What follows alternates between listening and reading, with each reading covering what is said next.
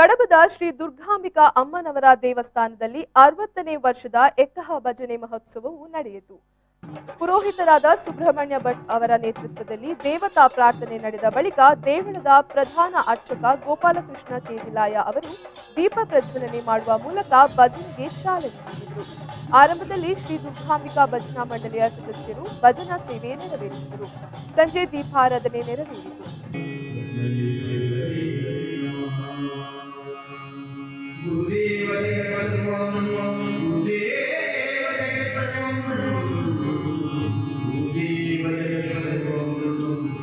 ರಾತ್ರಿ ಜರುಗಿದ ಧಾರ್ಮಿಕ ಸಭೆಯಲ್ಲಿ ಸುಬ್ರಹ್ಮಣ್ಯ ಮಠಾಧೀಶರಾದ ಶ್ರೀ ವಿದ್ಯಾಪ್ರಸನ್ನ ತೀರ್ಥ ಸ್ವಾಮೀಜಿ ಆಶೀರ್ವಚನ ನೀಡಿದರು.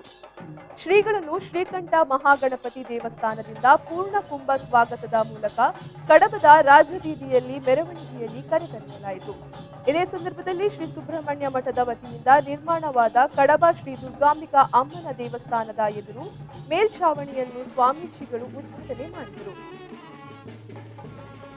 ಜೆಸಿಐ ಕಡಬ ಕದಂಬ ಘಟಕದ ಸದಸ್ಯರು ಭಕ್ತಾದಿಗಳಿಗೆ ಉಚಿತವಾಗಿ ಮಜ್ಜಿಗೆ ವಿತರಿಸಿದರು.